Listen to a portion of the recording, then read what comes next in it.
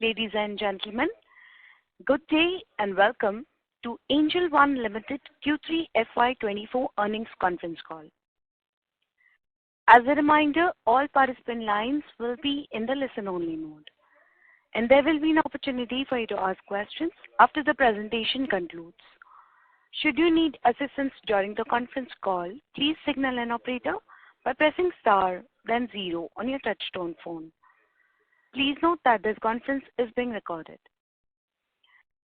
This conference call may contain forward-looking statements about the company, which are based on the beliefs, opinions, and expectations of the company as on date of this call. These statements are not the guarantees of future performance and involve risks and uncertainties that are difficult to predict. I now hand the conference over to Mr. Hitul Gutka from Angel One Limited. Thank you. And over to you, Mr. Gutka.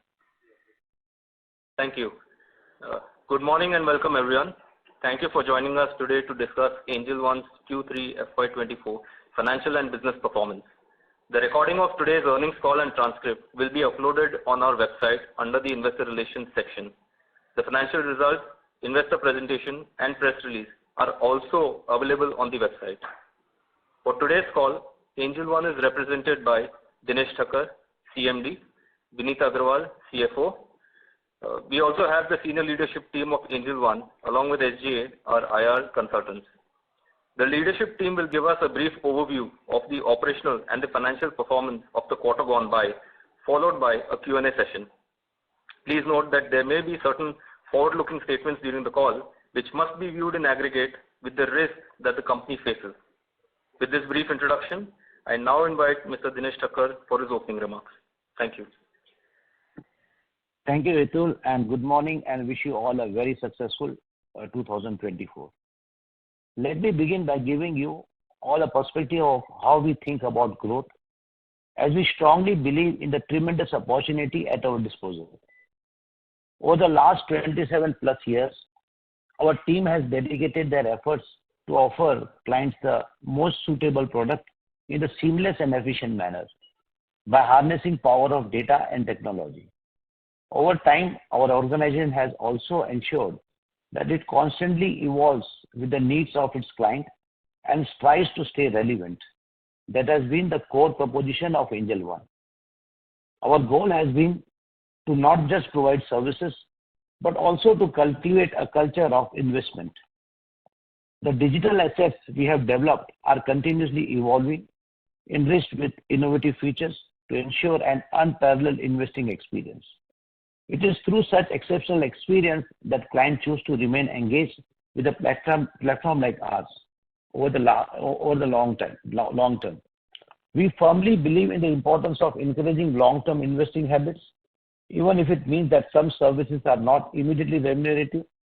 Witnessing the change in today's retail investors, we have consciously and actively building their portfolio through SIP and direct equity investments is incredibly rewarding. It is heartening to see that long-term retail investments through both these channels of direct investment, direct equity, and mutual fund stands about 1/3 in NSE free float market capitalization as of September 2023, even as many of them continue with their trading activity in different segments. This gradual shift towards long-term wealth creation is an exciting prospect, defining the longevity of retail investors in India's capital markets. More individuals are recognizing the potential in these products, driven by the opportunity for sustained growth. It is gratifying to see our efforts contributing to this transformation in India's investing landscape. I am happy to share that Angel One continues its robust performance in Q3 FY24 as well. Angel One is amongst the few players to consistently expand its market share across various parameters while operating the business with very strong unit economics. This has been an especially historical quarter for us, as we acquired more than 1 million clients in a month and 2.5 million clients in a quarter for the first time, accounting for nearly a quarter of industry's net client addition.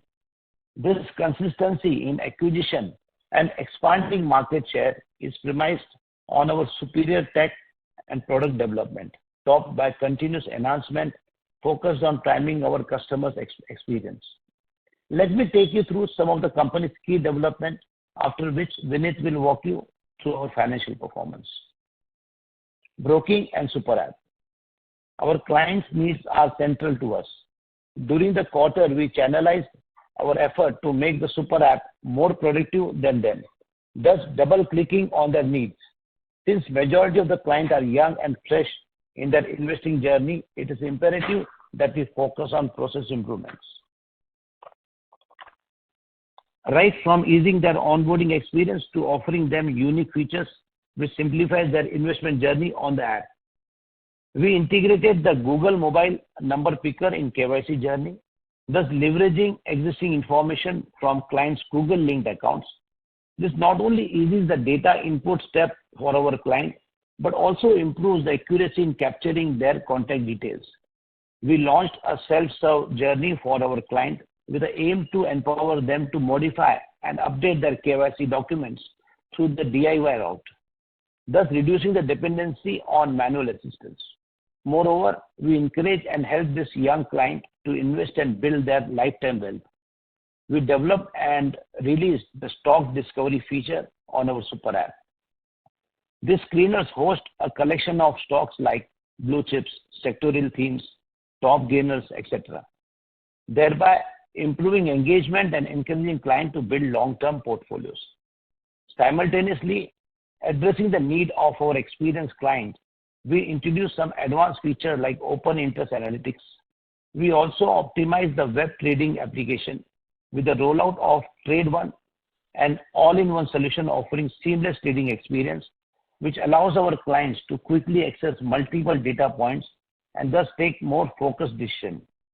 We also upgraded our charts with the introduction of some new free-to-use features for our clients. All this reflects on our commitment to continuously improve our product stack for both the new-to-market and experienced clients. A culmination of this enhancement had led to further improvement in our overall NPS.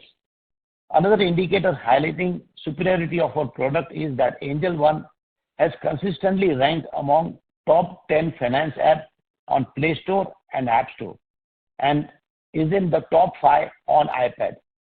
We will continue our emphasis on improving experience for all our clients. Over the next few months, we plan to roll out enhancement on our charts like tick-by-tick data, which will provide clients with the most recent market activity. We also plan to develop an all-encompassing equity portfolio view, aggregating that holding across different platforms into one unified holding report.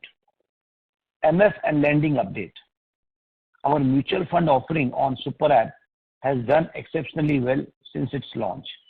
We created simple and user-friendly experience, results of which are clearly visible from the offtake of SIP through our platform. Focusing on easy-to-use journeys, we installed pipes allowing our client to set up SIP mandate through UIP as well. We have also put efforts in optimizing the homepage, thus making it easier for users to discover funds. These tweaks led to a significant improvement in conversion. Not just that, we have also made enhancements to the NXT platform, ensuring our channel partners have better visibility and capabilities. Our latest addition, the SIP Health Score, is also well received. Through this, we encourage our client to stay disciplined in their long-term investing journey. Features like this have culminated into better client retention on the app, with around 90% of SIP clients continuing to engage. I am thrilled with the progress we have made in simplifying the journey of our client and supporting their investment habits. This has led to an incredible 17-fold year-on-year increase in SIP registration to over 955,000 during the quarter ended December 23. Our sustained position as India's second largest player for incremental registered SIP is a testament to effectiveness of our Super App strategy and the value it brings to our clients. Our aim is to partner with our client at every important phase of their life. While providing equity and mutual fund is a pivotal part of this commitment, we are broadening the horizon.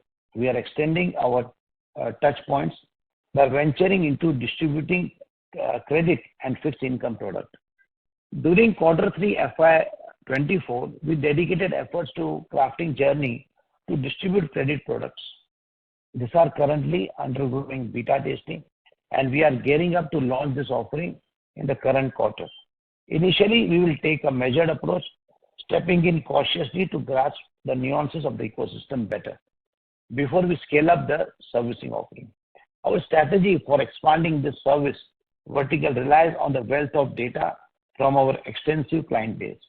We will use this data to develop an informed approach, ensuring that as we expand, our services align with precisely our clients' needs and expectations. This data-driven strategy is key to our gradual yet meaningful expansion. Data science.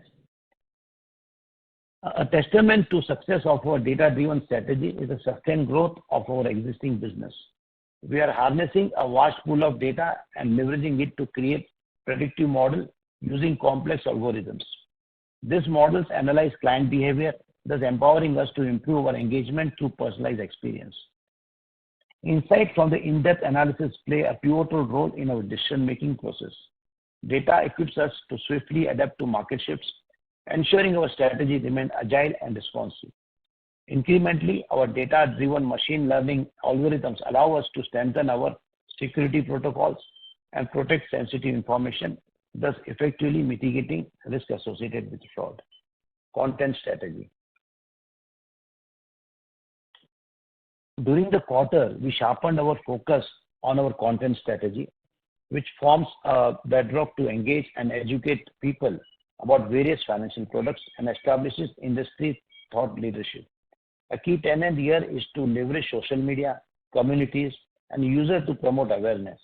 Going forward, we will be rolling out multiple content initiatives aimed towards our target audience for brand recognition, engagement, recall, acquisition, and eventually activation.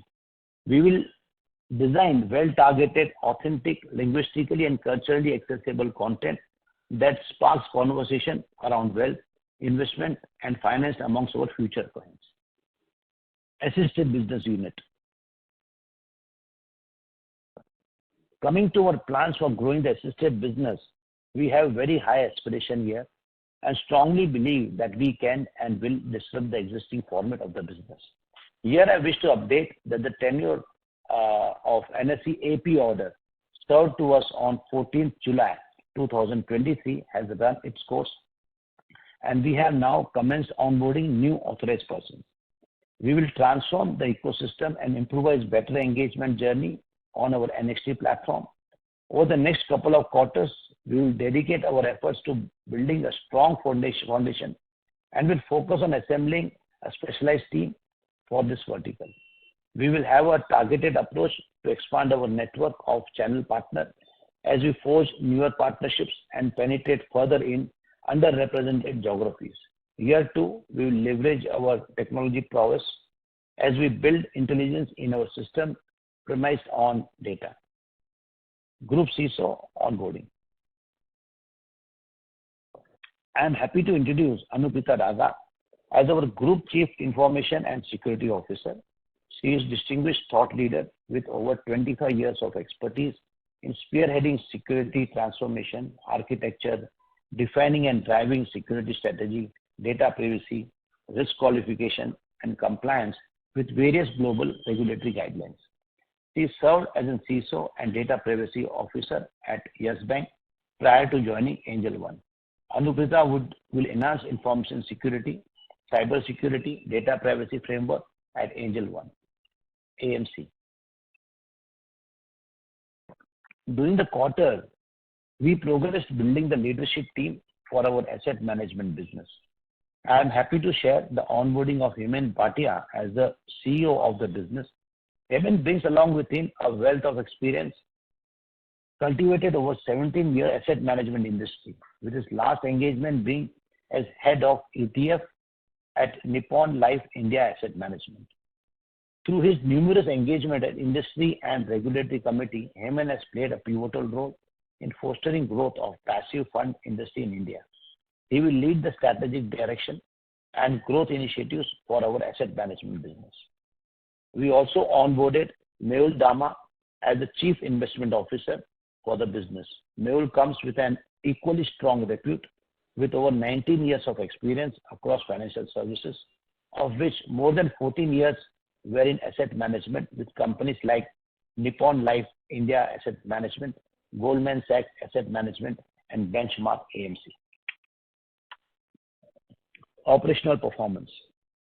I am delighted to share that we delivered yet another historic performance during Q3 FY24. For the first time, we acquired over 1 million clients in a month, thus leading to 2.5 million gross acquisition during the quarter. With such a strong acquisition run rate, we now account for nearly quarter of the industry's acquisition. With this, our period-ending client base expanded to over 19 million, accounting for about 14% of India's Demat accounts. Robust client activity led to 8.7% sequential growth in our average daily turnover to 5.8 million, again our lifetime best. The ADTO generated on our platform continued to be on an uptrend, growing by 21.4% quarter-on-quarter to nearly rupees 36 trillion, as we continue to gain market share in overall retail equity turnover by 62 bps quarter-on-quarter to 26.8%. At Angel One, our steadfast commitment has always been to foster profitable growth. While we remain dedicated to the core ethos, we recognize that it is equally imperative to make strategic investment to strengthen the business and stay ahead of the curve. The investments made in Q3 FY24 demonstrates our proactive approach, whether it is building a team for newer businesses like asset management, expanding our client base, or upgrading our tech and product to continuously prime client experience. We acknowledge that this strategic moves impact our margin in a short term. However, this investment will significantly contribute to our long-term profitable metrics. In 9 months of FY24, we acquired over 5.9 million clients and reported nearly 937 million orders executed on our platform, both of which are higher than what we did in the entire of the last year. I hope these insights have given you a flavor of our tech-driven business model and our growth strategy to become a more integrated financial service play. Vinit will now take you through our financial performance, after which we will be happy to answer your questions. Thank you, Dinesh Bhai. Good morning and happy 2024 to everyone. As highlighted by Dinesh Bhai, Q3 FY24 has been a very strong operational quarter for us, as we achieved our historic best performance yet again, with average daily orders growing by 8.7% sequentially to 5.8 million, taking our aggregate order count higher by 3.5% sequentially to 350 million in Q3 FY24. Despite 3 lower number of trading days in the quarter, Angel One clocked its highest ever quarterly gross total revenue at rupees 10.6 billion, aided by a 17% sequential growth in interest income. Gross broking revenue declined marginally by 2.6% quarter-on-quarter to rupees 7.1 billion in spite of higher order count. The composition of orders underwent a shift in Q3 of FY24, with cash segment orders growing by nearly 20% to 74 million. In the middle of Q2 of FY24, we instituted a change in our tariff structure for the intraday cash segment, where we now charge our clients 0.03% of the value of the order or rupees 20 per order, whichever is lower, as compared to our earlier structure of 0.25% or rupees 20 per order, whichever was lower. This change is the dominant reason for the decline in gross broking income for the quarter. Gross broking revenues account for 67% of our total gross revenues. Within this, F&O continues to drive our gross broking revenue, contributing 84% in Q3 of FY24, while the share of cash and commodity segments remains stable at 11% and 5% respectively. Since majority of our clients are part of our direct business unit, their share in our net broking revenues stood at approximately 76%, while the balance 24% was contributed by clients acquired through our assisted business unit. We are witnessing steady build-up of our long-term relationship with our clients. This is evident from the rising share of those clients who have been with us for more than 2 years. These cohorts accounted for 48% of the net broking revenue in Q3 of FY24, a significant increase from about 25% in Q3 of FY22. Through several efforts, advancements, and incremental product offerings across the Super App platform, we are further strengthening the lifetime value proposition of these young clients. During the quarter, we witnessed significant improvement in the cash delivery segment. Higher activity in this segment is an important lever for our clients' funding book, which witnessed a robust growth of 32.1% sequentially to average at rupees 18.6 billion for the quarter. This led to a corresponding growth in the interest we earned from this book.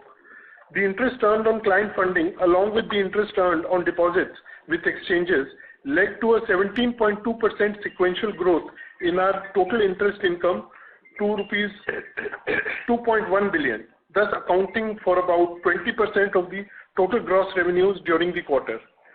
The ancillary transaction income linked to the turnover clients do on our platform stood at approximately 0.8 billion, accounting for nearly 8% of Q3 FY24 total gross revenues.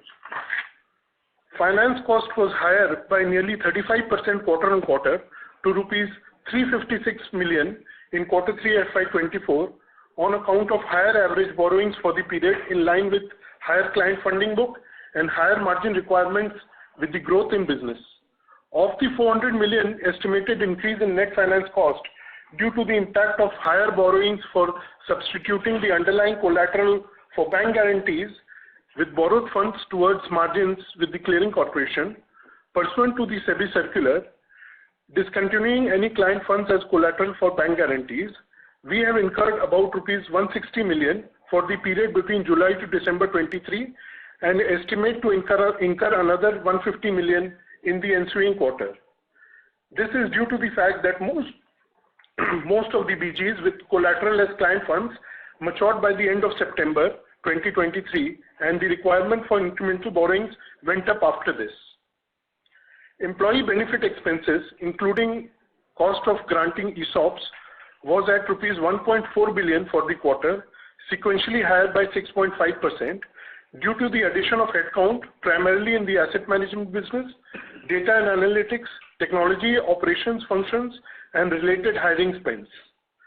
Other OPEX for the quarter clocked over rupees 3.2 billion, being 21.7% higher sequentially, as we achieved our highest ever gross client acquisitions, leading to an increase in related one-time client acquisition and onboarding costs. Operating expenses were also higher on account of higher spends on tech infrastructure, demat charges in line with growth in business, and a quarterly incremental spend of rupees 25 million on CSR. Flat revenue coupled with aggressive client acquisition initiatives led to a decline in our consolidated operating margin to 44% for the quarter versus 51.3% in Q2 of FY24. This margin, however, remains in line with our guided range. This upfront one-time investment in acquiring more clients today will help us grow the business yield going forward, thus reaping the benefits of better operating leverage. 16.7% increase in depreciation and amortization costs at rupees 131 million in Q3 was on account of commissioning of some of our network infrastructure and other costs of our data centers and disaster recovery sites. Our consolidated profit after tax from continuing operations was lower by 14.5% quarter-on-quarter from rupees 3 billion in quarter 2 of FY24 to over rupees 2.6 billion in quarter 3 FY24. For quarter 3 FY24, the board has approved distribution of about 40% of post-tax profits as third interim dividend to the shareholders, aggregating to rupees 1.07 billion and translating to rupees 12.7 per equity share. Our 9-month FY24 total gross revenues and profit after tax stood at nearly 29.2 billion and rupees 7.9 billion respectively, representing a growth of 33.4% and 26.1% over the corresponding period last year. Period end cash and cash equivalents increased to 90.6 billion on the back of increase in clients' margins. Period end client funding grew to nearly 19.7 billion compared to rupees 11.5 billion as of March 23. Consolidated net worth of the company grew to 27.9 billion.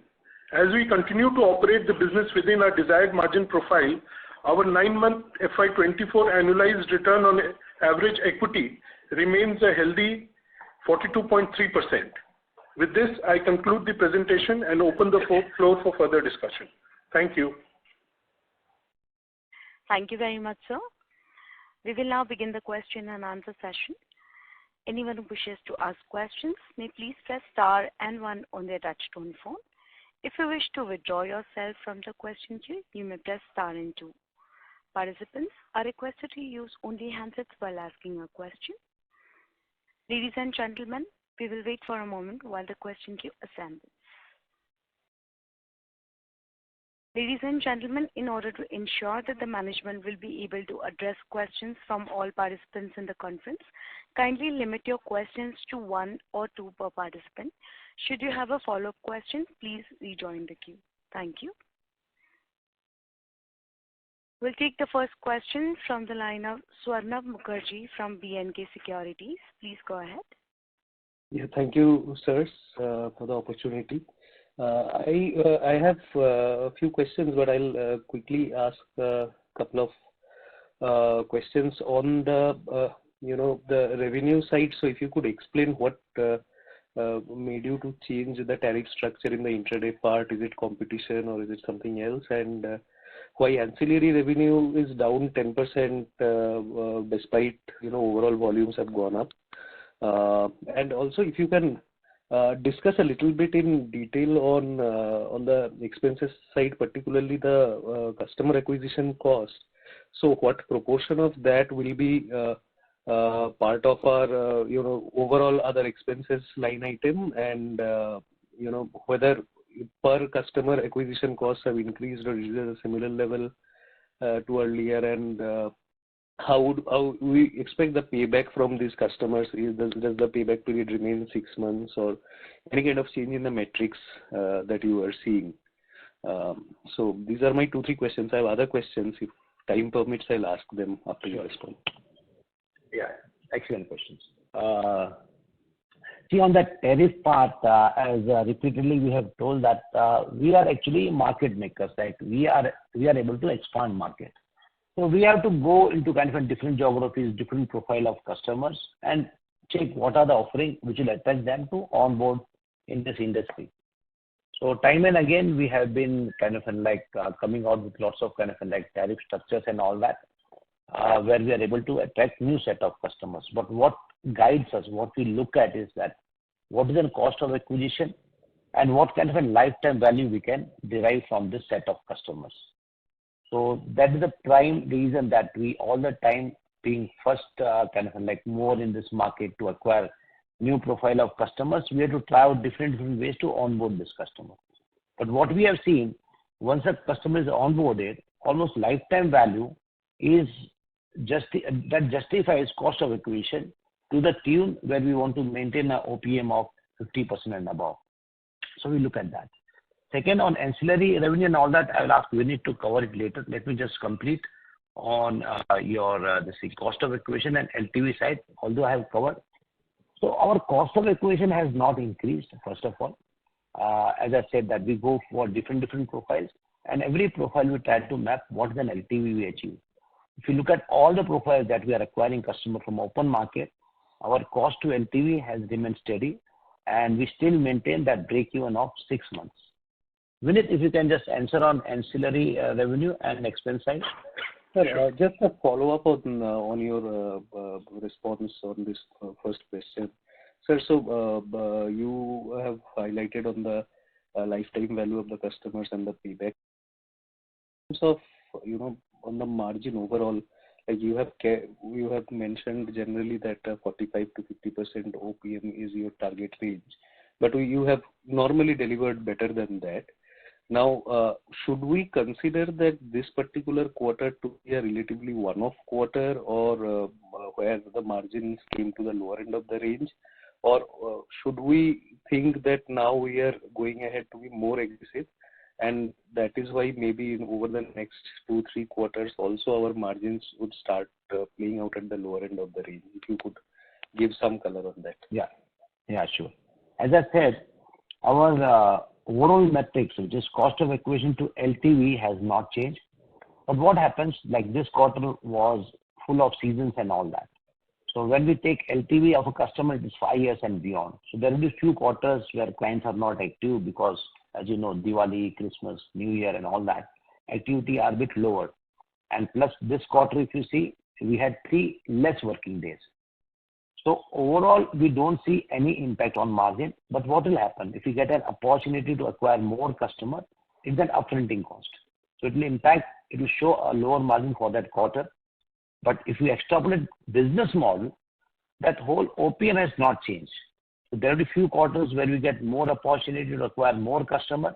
You will see that quarter you may see OPM is less because of upfronting cost on acquiring customer, onboarding customer, expanding our technology capabilities and all that. So this quarter was more about investing in new set of customers. If you look at our customer base has grown almost by 16.5% quarter on quarter. That's a huge jump. There is a cost of acquiring a customer. And revenue is going to come in next 5-6 years.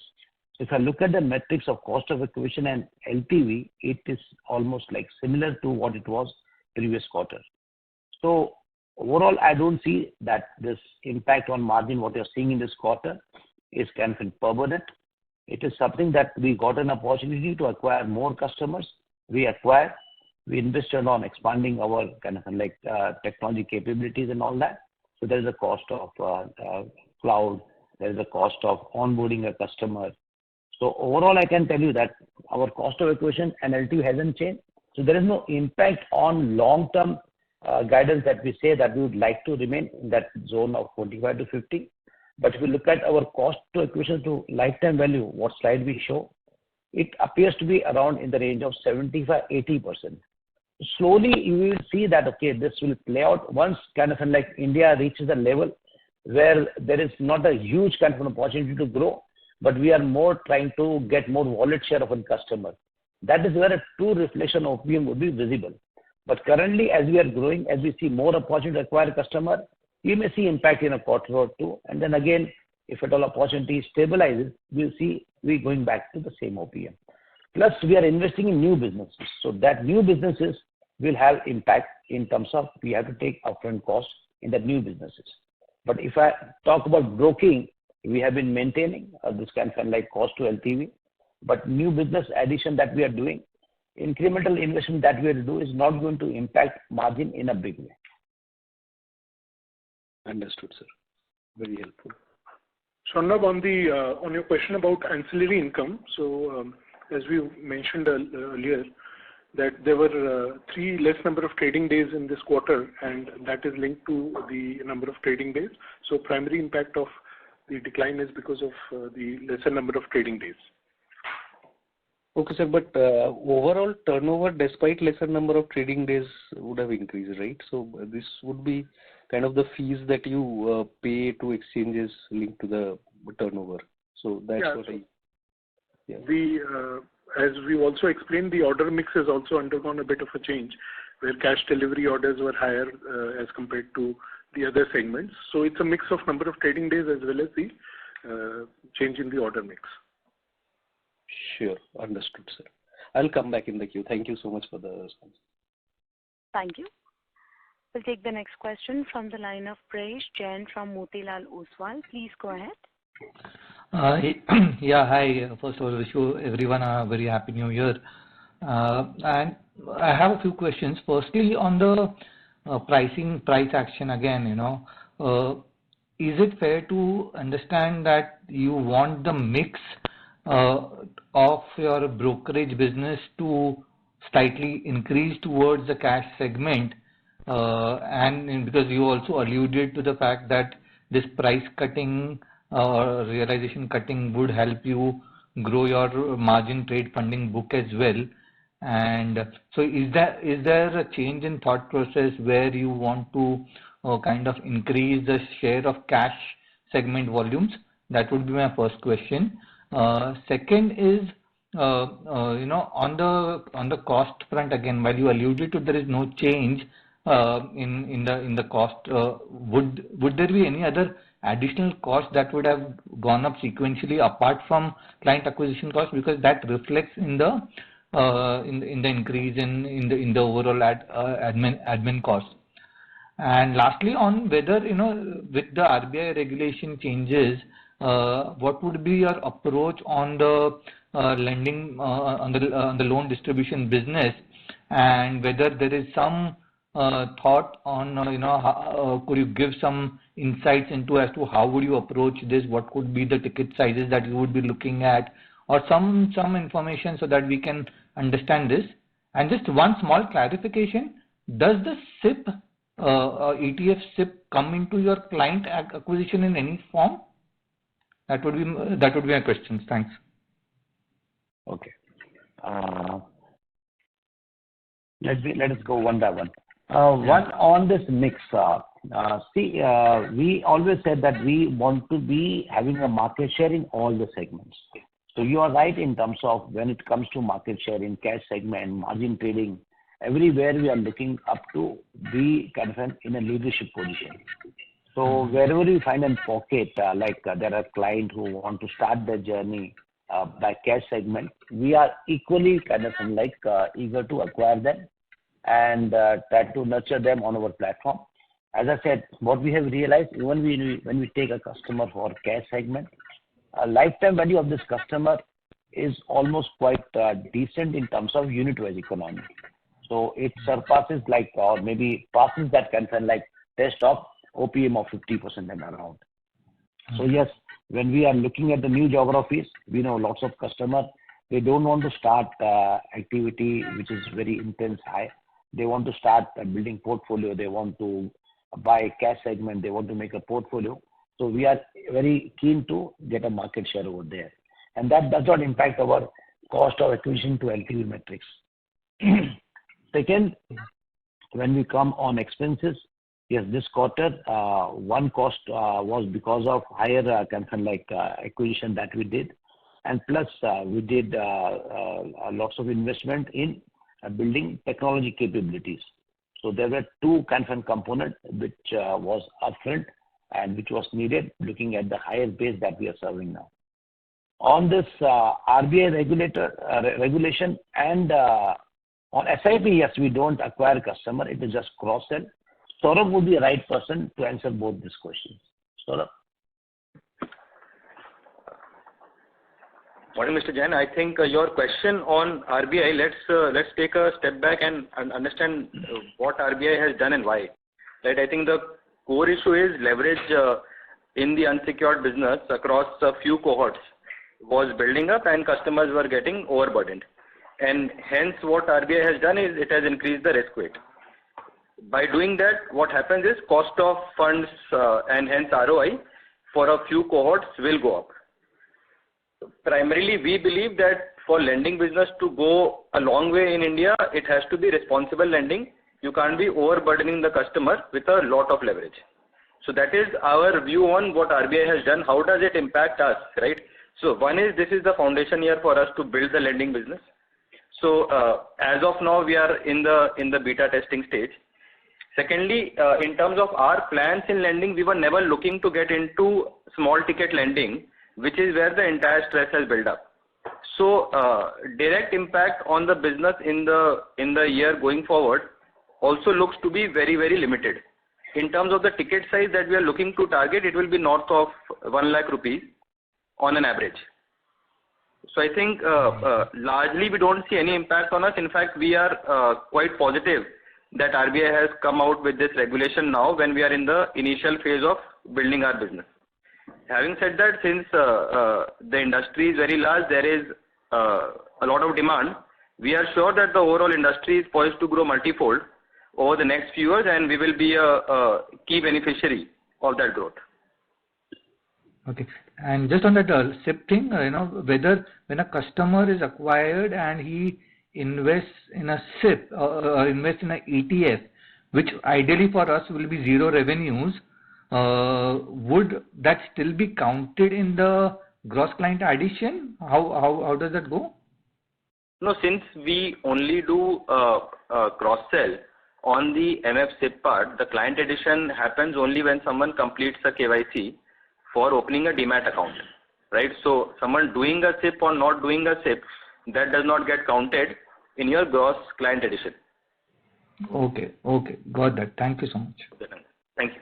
Thank you. The next question is from the line of Chintan Seth from Girik Capital. Please go ahead. Hi, thank you for the opportunity. Am I audible? Yeah. Yes. Yeah, thank you. Sir, on the affiliated channel partner side, if you can, provide some more color, what's your strategy around, adding new adding new channel partners, and whether that affiliated channel can be also leveraged to expand your both the lending side of the business as well as your AMC side of the business in terms of distribution of the products. Whether there will be an overlap to that, that will be the one. And second, on the margin front, again, sorry to hop on that part.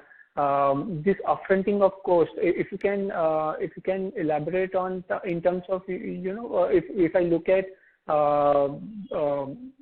the cost was slightly offset. The increased cost is understandable, but at the same time, the cut in the tariffs also impacted the margins slightly more than the increased cost.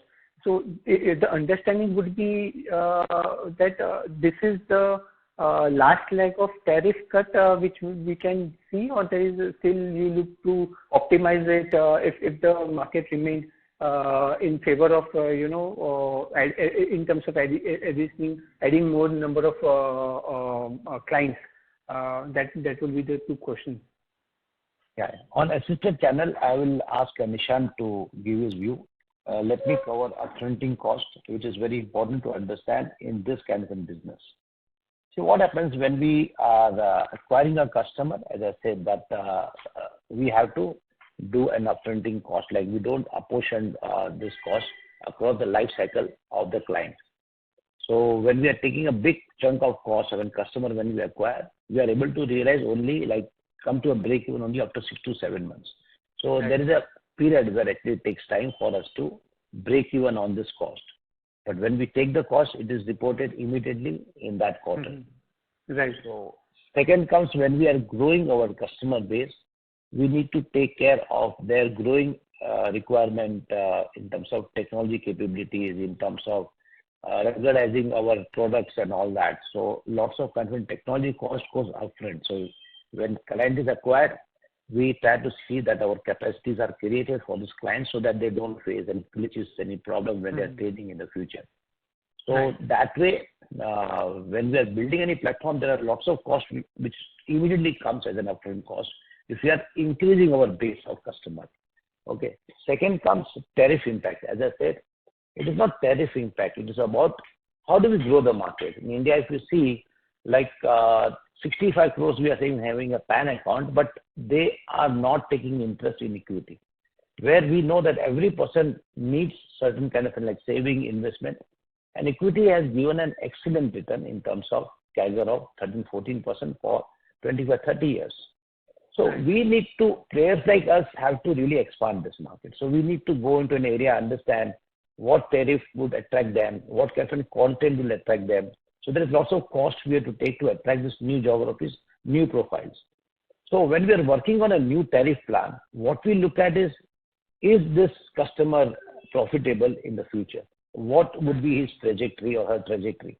if that comes as a trajectory, would be an OPM of 50% around. So we try to modify, change, work out a campaign, work out a marketing around that. So on aggregate level, you may feel that tariff, we have reduced the tariff. We are reacting to how to acquire and how to get a new geographies, new profile in the market. That is how we have grown for all these years.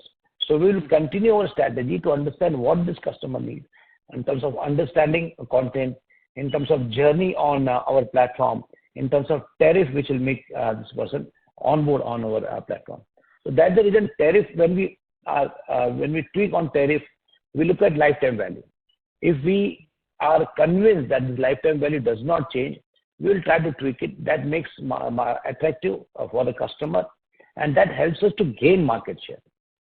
So this is what on upfront cost. What is this benchmark, the LTV you keep talking about? What is the benchmark, you keep, the range you keep, in terms of, is it linked to the income of that individual, percentage of that income of that individual, or how should one look at the LTV for you? What is the LTV for you?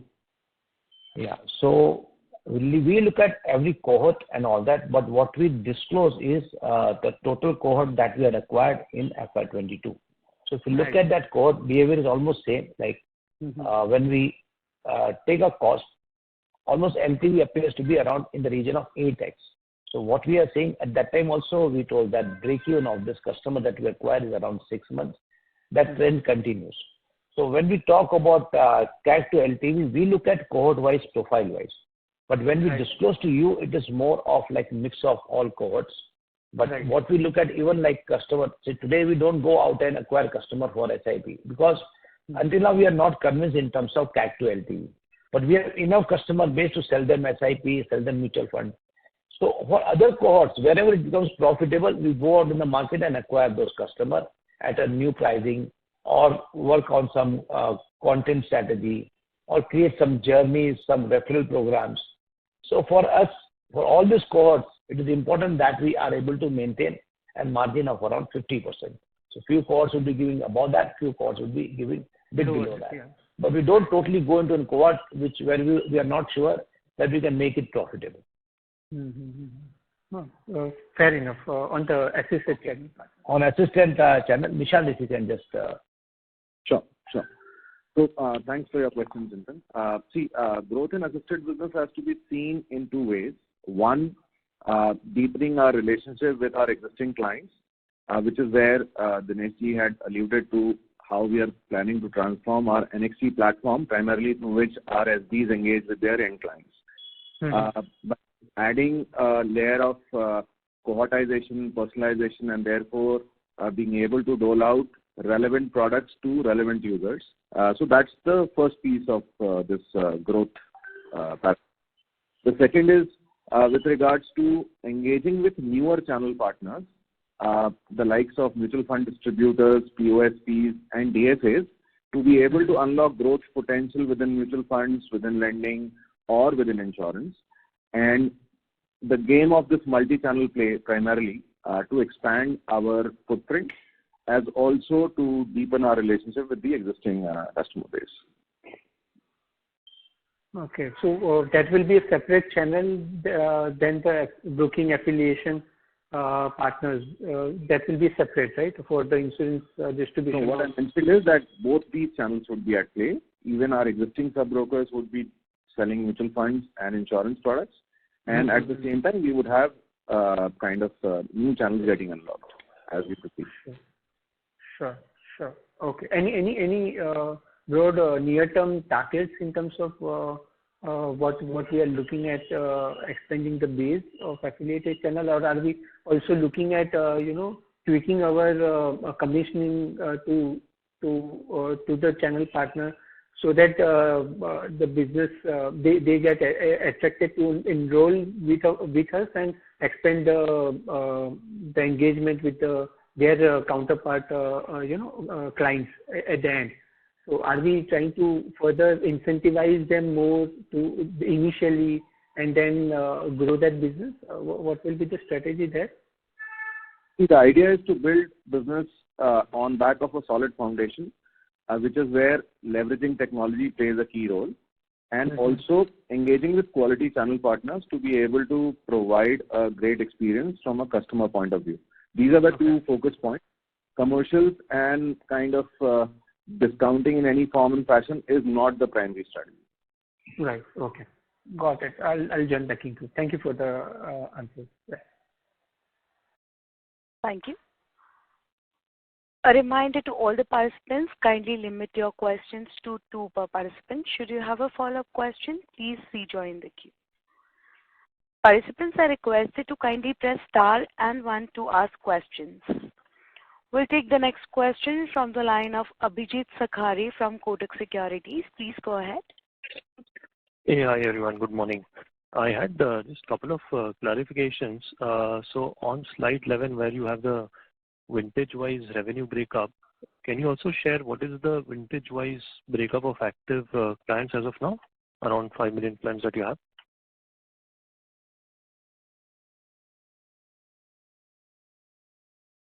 Amit or Vinit, you would like to take this question? No, right now we don't disclose that information, so I don't have that with me right now. Okay, sure, no problem. And the disclosures on slide 10 on the cohort of FY22. So if you could just give some sense on how the FY23 cohort has behaved so far.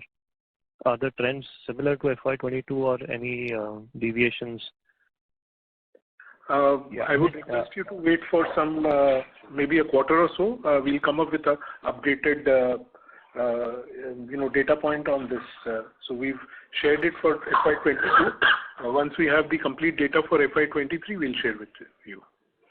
Okay, all right. Yeah, I mean, if you want to add this, because why we took 22, not 23, because they haven't completed this thing. We are talking about lifetime value, Abhijit. So it is important that we have a data of 3 years and 4 years. So this was the closest year which comes where we can at least show some kind of trend of a customer.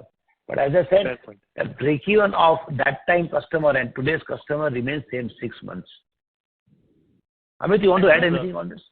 Sorry, on that slide, this is because we went digital around FY22, and we want to actually cover the journey of the digital customers, how they have behaved. And FY23 is effectively when they complete 3 years, and therefore it was relevant. FY22 is the customers who complete 3 years, and therefore for the time being, it is relevant to look at the 3-year LTV for that set of cohort customers which has completed 3 years.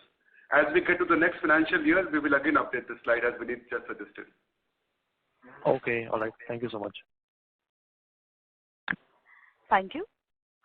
The next question is from the line of Dikshit Doshi from Whitestone Financial Advisors. Please go ahead. Yeah, thank you for the opportunity.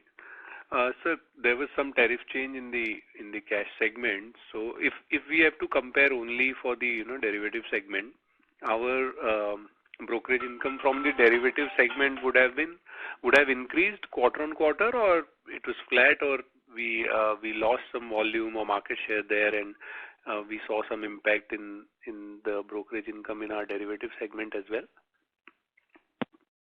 Dishit, this market you have to see in context of it is a bit dynamic. So revenue from customer every quarter is not consistent. They react based on market situation, some events, some news. So this quarter, usually quarter 3 is always a kind of very silent quarter because of festivals and all that. So comparing one quarter to other quarter this way may not be a proper comparison. What we look at the trajectory of a customer who become active and they remain active for a few quarters. Yeah, the reason for asking this was because at the exchange level, the number of the number of options contracts traded quarter on quarter was significantly high. So that okay, that way. Okay. Yeah. Okay. Bhavin, can you take this? Yes, sir. Mr. Dikshit, see, basically this quarter what we saw is a lot of weekly expiry got spreaded over the week. Bank Nifty expiry changed, then obviously FinNifty and the Midcap Nifty got a lot of participation. What has happened is, though we see the number of contracts were traded higher, we have actually seen that the contract per order has increased for a customer. Okay. Because premium has reduced when the customer trades, and if it's an expiry day, the premium has actually gone down, so they are able to trade higher number of contracts for the same amount of premium that they want to trade for. Okay, understood. This is the reason that we have been seeing that though the contract numbers have increased at the exchange, but the same has not got translated into orders across exchange. But Mr. Dixit, also just to add to this point that when we look at the overall growth of the market, we usually look at the overall market share.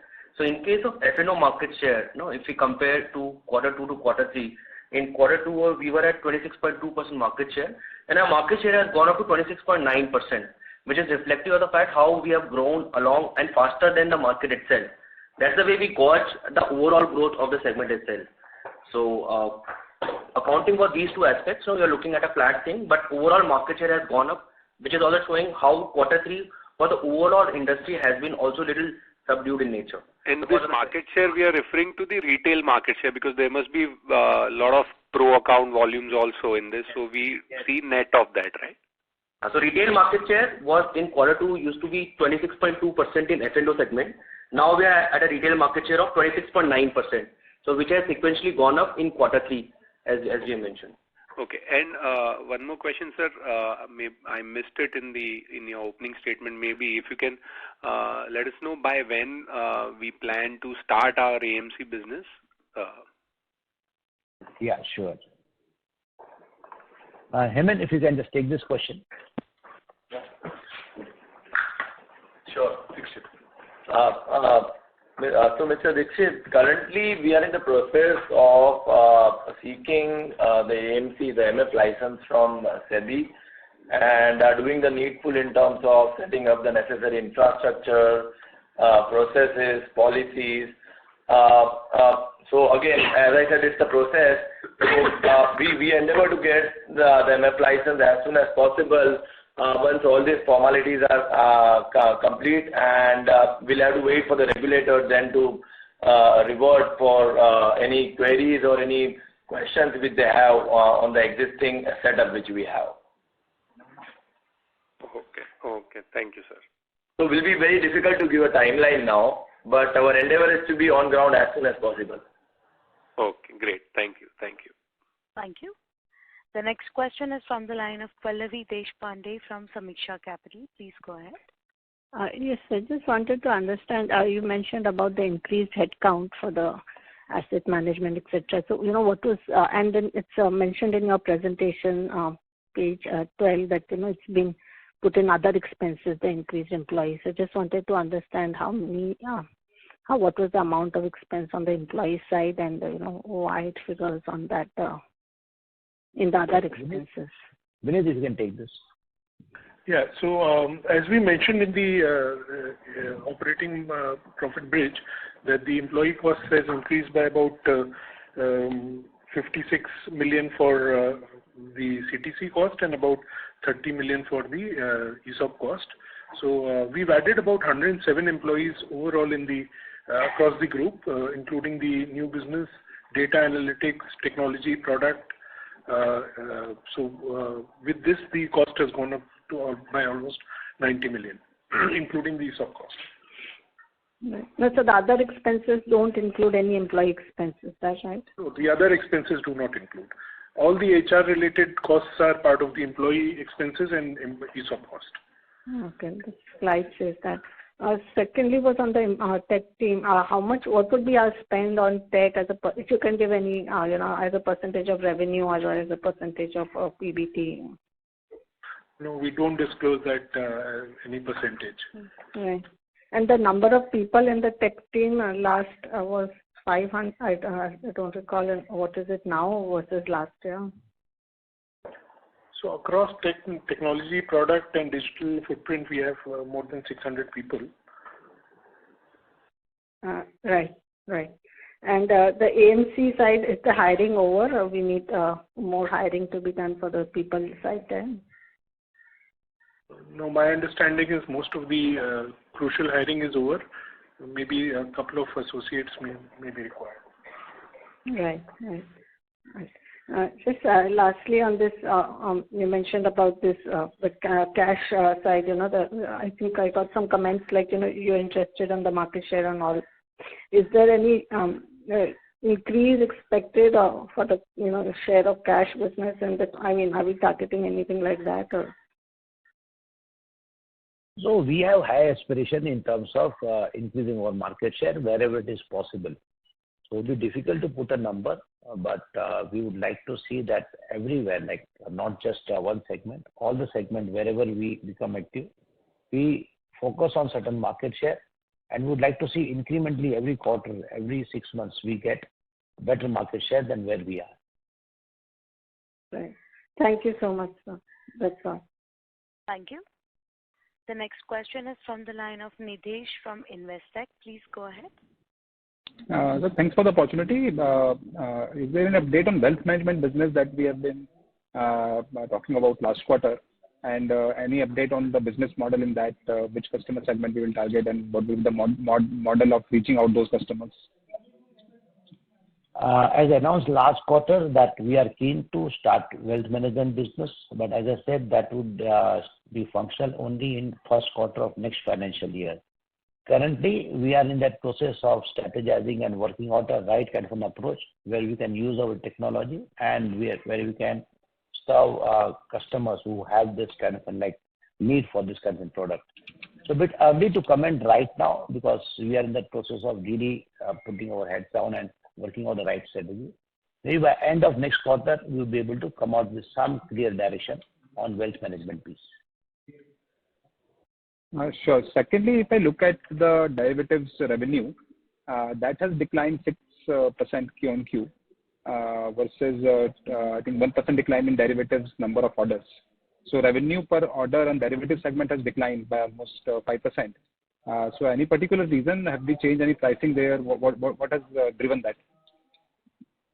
No, nothing like that. It may be like a number of contract per order would have increased. Bhavin, would you like to take this? Or Devendra? Yeah. So again to mention, I think when you're looking at quarter on quarter, Mr. Nitesh, there is a factor of 3 less trading days in this particular quarter. So there is already an impact of 3% to 4%, which has impacted by lesser number of trading days. Now coming to the point number 2, that now overall F&O market has increased. I think Bhavin has mentioned that how a number of contracts per order has gone up, which has resulted into that number of contract increase not reflecting into order side, which is where our pricing model is set. And the third uber point remains that when we look at the F&O market, right, we look at our market share, right, which has gone up from 26.2% to 26.9% from quarter 2 to quarter 3, which means that we have gained market share in the retail market share. Obviously, we only participate in retail market share today. So in retail market share, we have increased our share.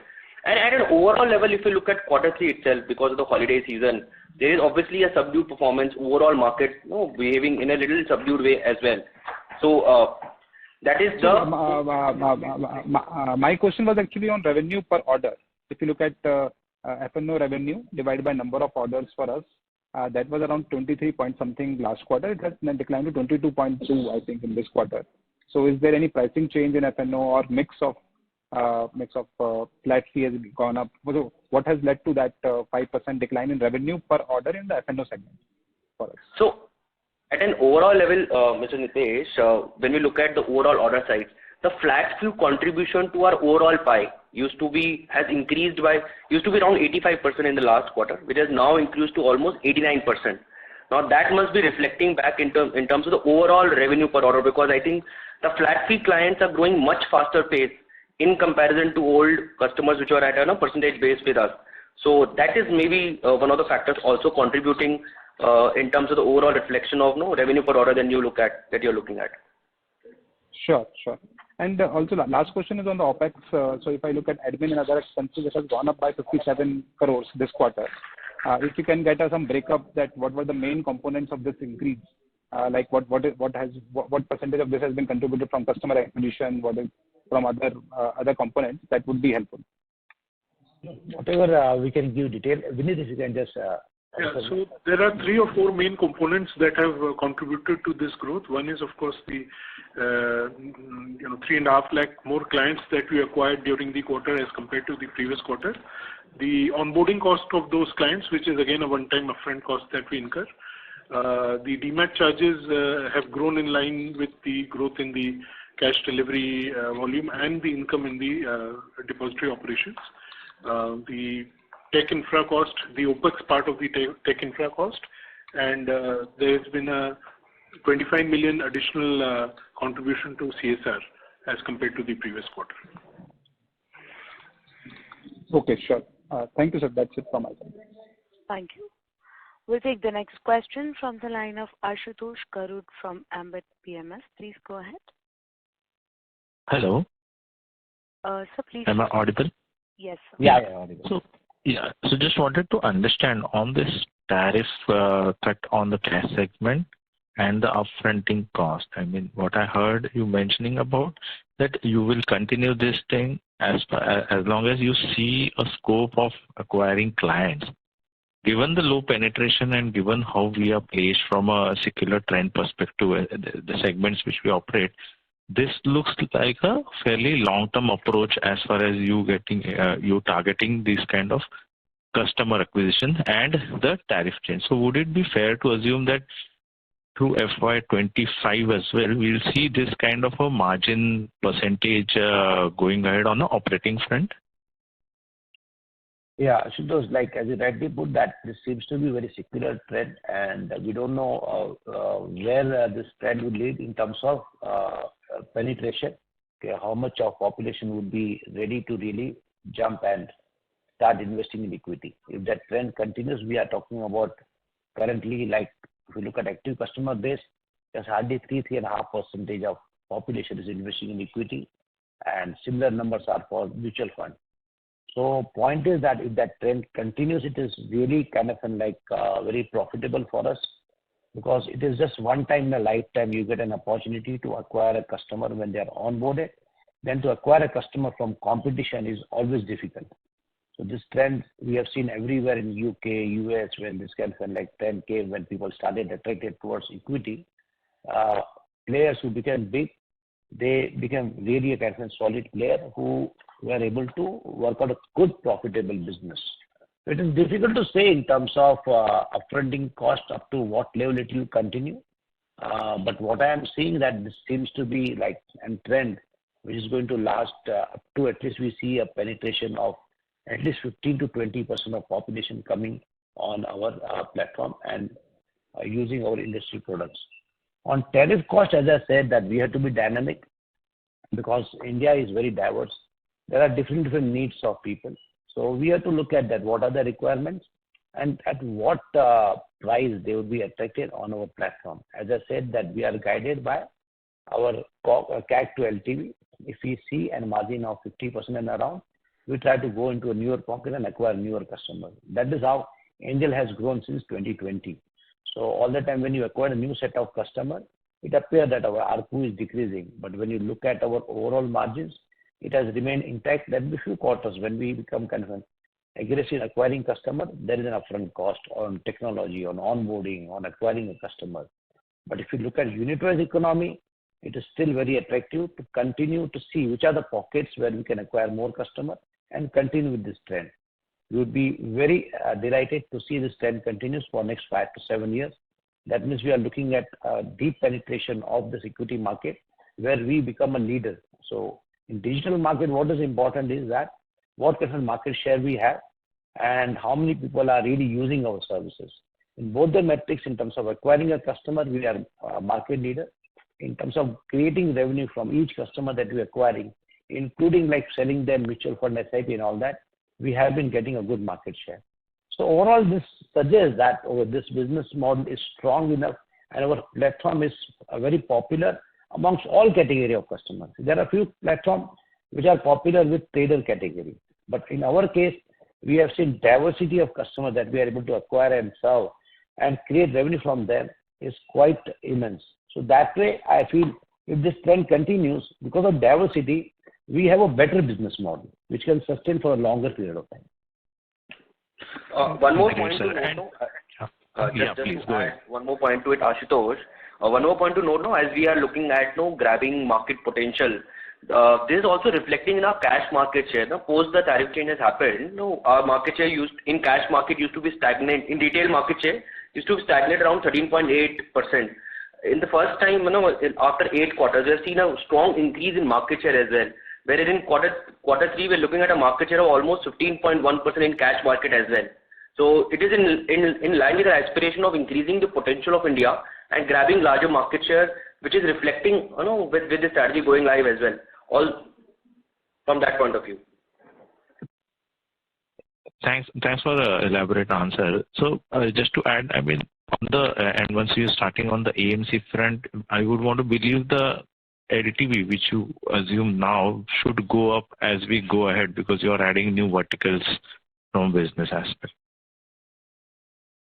So, Ashutosh, as I repeatedly told that till the time we are satisfied with OPM, what we do is we try to spend more on acquiring customers. If we think that, okay, by adding 2 more products, our LTV has increased, so we'll try to acquire more customers, spend more on acquiring new set of customers.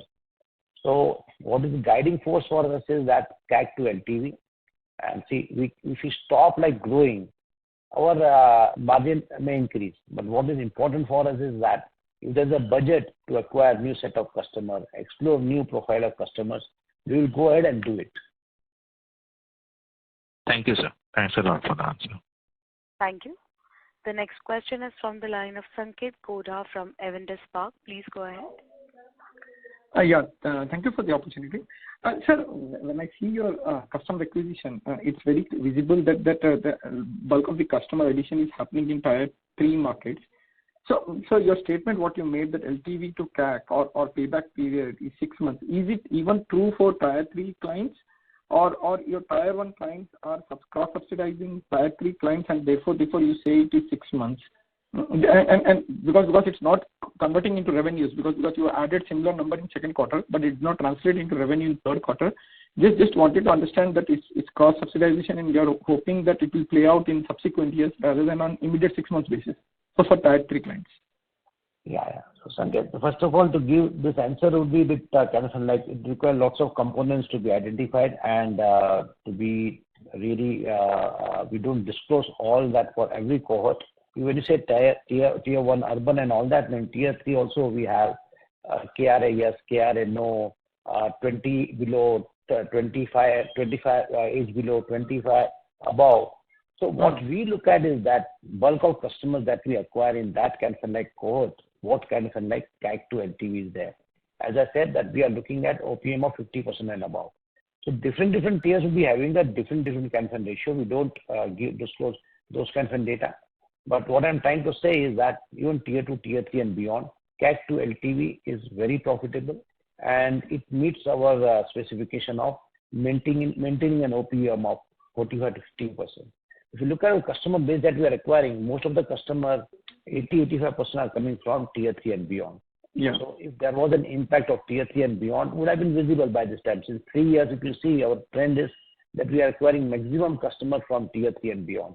So clearly it is visible that those segment of customers are profitable, are contributing to our margins, and that initiative that we took initially, so people were a bit skeptical in terms of our approach of tier 3 and beyond. But what happened, because we were first to get the great market share, when I'm saying many organizers were able to acquire the customer from tier 3, but we were the one who were able to make them active, create a good engagement programs. And today we can see that what fruits we have delivered in terms of revenue from each cohort of customers. So to answer your question, tier 3 and beyond is also very profitable pocket. So we are very aggressively trying to work out proper marketing for those area. And we feel that we being market leader in that, it is very easier for us to acquire, because we have created journeys for this customer on our app. So when they are onboarded on our app, in terms of content, in terms of nudges that we give, pricing also that we have worked out, is very attractive for them. And for us, what is important, if you're able to make this customer active, that is most important. And we have been successful in that. Got it. Just wanted to understand, is it, as an intuitive assumption, is it safe to assume that payback period is a little longer in Tier 3 compared to, maybe in long term it will play out, LTV to CAC, but on immediate payback period point of view, Tier 3 clients will take a little longer compared to Tier 1 in that sense? Currently, data does not suggest that. As I said, that depends on what kind of profile we are acquiring. Got it. And sir, but data is not suggesting that Tier 3 kind of like break even is higher than urban and all that. Got it, sir. And just wanted to understand, in this Tier 3, means which is the channel? Is it the same authorized person which are driving the growth in client addition, or is it more direct or reference? Means we just wanted to understand the color how you are managing to acquire more customers in these geographies. Sure.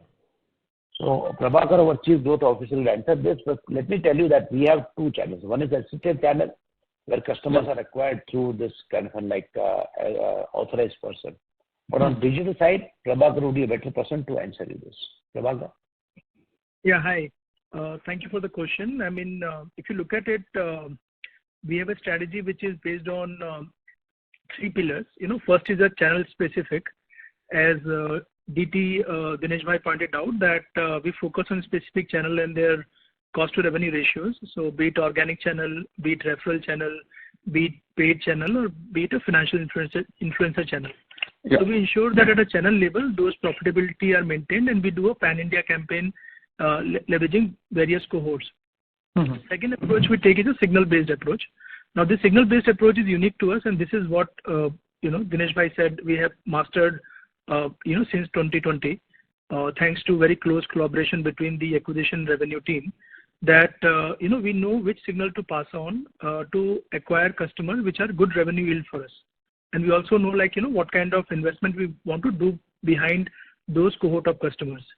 Mm-hmm. And the third is what we call a catchment area.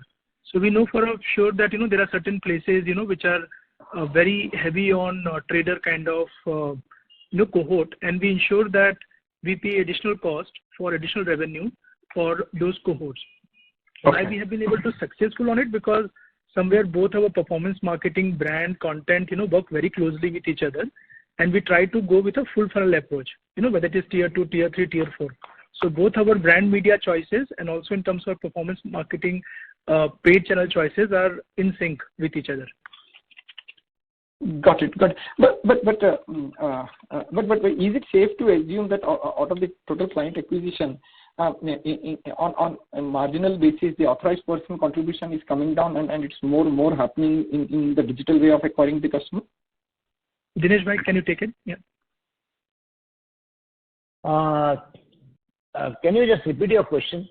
No, I was just asking. Are you saying that, okay, that, yeah, please. My question was that on incremental basis, whether the client acquisition is more happening outside the authorized person more compared to the authorized person. They just wanted to understand, or AP still drives the leading client acquisition for us. No, see, like when we are talking about broad-basing this market, definitely digital marketing and all that would be a main engine of growth. Mm-hmm. Because assisted channel looks at quality of customer. Okay, so they will acquire only customer where they see a quality. But when we are acquiring digitally, definitely base will expand and grow faster on digital side. If you look at our market share also on digital side, on flat brokerage and all that, is increasing in our overall revenue pie. So to answer your the same question flatly would be in terms of when we are acquiring new pockets, new geography, this B2C direct marketing would be having a higher market share and would be growing at a higher rate. And when it comes to assisted business, maybe in terms of acquisition, they will be a bit lower than digital side. But in terms of quality of revenue over there is far better because they are very selective. Got it. Perfect, sir. And just to add to what Dinesh Bhai said, the ratio remains almost same. Of the 100 clients that we acquire in any month or quarter, 4th of those clients come from the assisted business and 3/4 come from the direct channel. So that ratio remains more or less same. Okay, perfect, sir. And last one from my side. Sir, this authorized person-led strategy on MF distribution, I just wanted to understand when it is going to go live, and when we can see that numbers trickling down to our revenue. And second, we had a freeze on new addition of authorized person. So I believe 6 months are over. Has we have started adding more authorized person, or still we are deepening our existing authorized person to grow this channel? Nishant is going to take this question. So as far as the embargo was concerned, it has been lifted, and we are pretty much open to acquiring more APs in areas where we don't have adequate representation.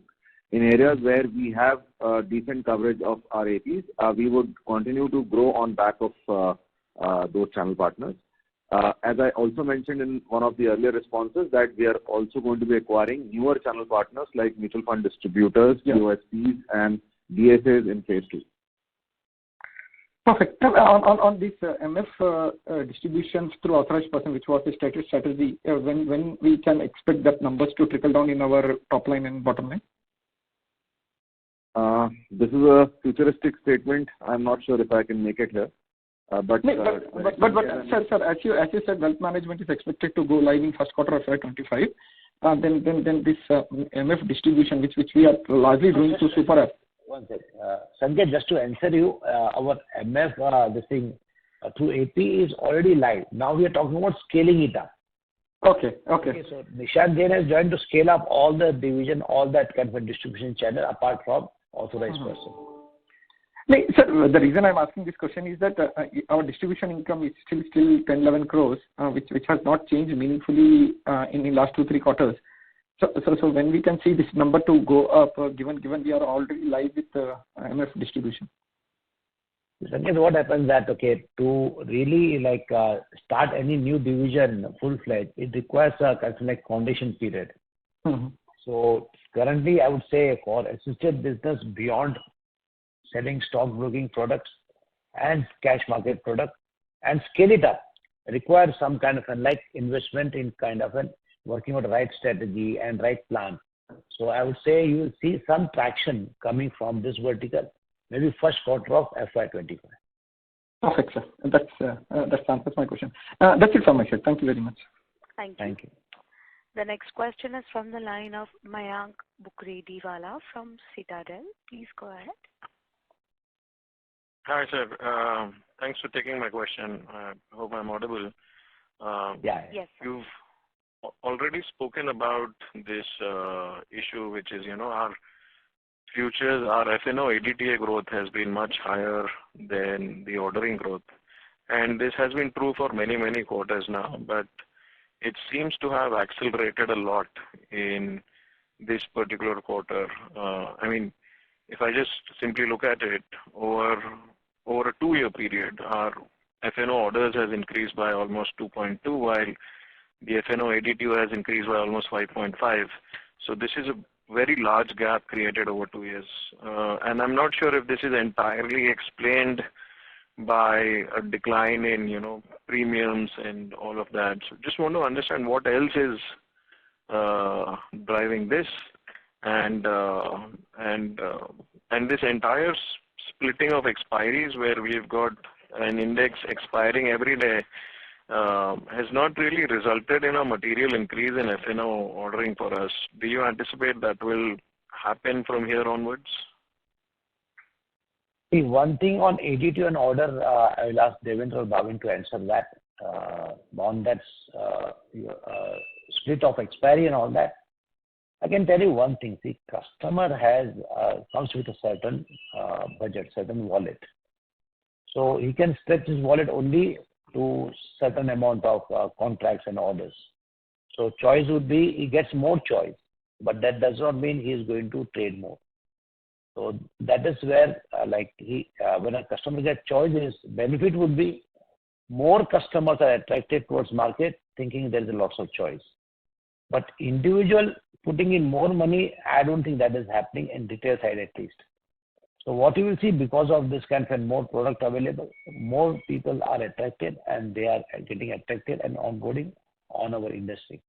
So that's the good thing, that they get variety and they're attracted towards variety. That is what I feel. If you look at expiry, there were enough product. when Sensex and Bank Nifty and all that came out with a different expiry day. Because of wider choices, we are seeing customer base again started growing. So if you look at growth in this last December was maximum. What is happening is that this market or this industry has to give lots of variety and look at more customers getting onboarded rather than getting more wallet share from the same customer. On ADTO to order, Devendra, you would like to answer?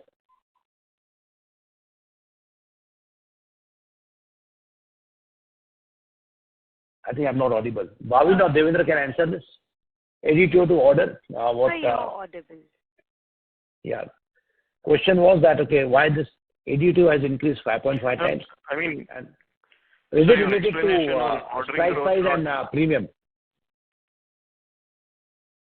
Your response on the order growth not picking up materially makes sense, which is why it's surprising as to why is the ADTO growth picking up then. Is a lot more, I don't know, is some activities, does some institutional activity also pass through us or something which is driving this? No, we don't have institutional business, we just do retail. Bhavin? Yeah, sir. So first of all, first clarification that ADTO is based on the notional calculation. So it is not just premium into quantity, but it is strike plus premium into quantity, and that's how the market share is derived on ADTO. So because the Nifty values have gone up and the Bank Nifty values have gone up, there is a change in ADTO due to that. And also there would be some factor on number of contract per order. So both of this would have made the ADTO look higher, but practically that's the reason, sir. So that's the genuine reason. I think the ADTO is strike price, but I think with this daily expiry, premium has gone down. So what you're saying, we may see ADTO has gone up, but what you have to look at premium kind of like customer has to pay premium, so they have to buy any contract. That's right. But the difference is huge because, your F&O ADTO growth is about 20% QOQ, while your F&O order is flat QOQ. Now, this 20% cannot be entirely explained by the difference in that premium coming down is what I think. That that premium has certainly come down. We look at our market share has not gone down, and it is not that some other component in retail. What we are talking is about the retail ADTO and retail order per client.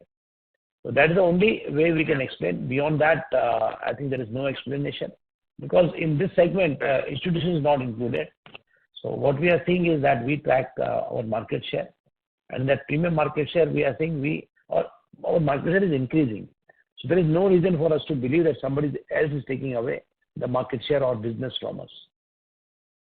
Yeah, sir, I'll just take 30 seconds more to re-emphasize on this.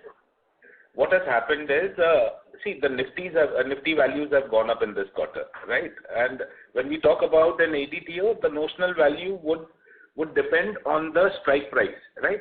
Strike price has gone up, but the premium value because of the weekly expiries have gone down. So you might see a rise in ADTO, but it would not translate into the actual premium turnover of the customer. One factor is that. Second factor is very clearly that the number of contracts per order has gone up. So customer is able to trade higher number of contracts with the same premium value that they normally trade with. And that is the two main reasons why you would see the disconnect. Got it. Thank you so much. Thank you. Ladies and gentlemen, due to the paucity of time, that was the last question for today. I would now like to hand the conference over to Mr. Dinesh Thakkar for closing comments. Over to you, sir. Thank you for joining us on the call today. I hope we have been able to answer all your queries. Should you require any assistance, please feel free to get in touch with Hetal Gutka, Head Investor Relations, or SGA, our IR advisors. Good day. Thank you, members of the management. Ladies and gentlemen, on behalf of Angel One Limited, that concludes this conference. We thank you for joining us, and you may now disconnect your lines. Thank you.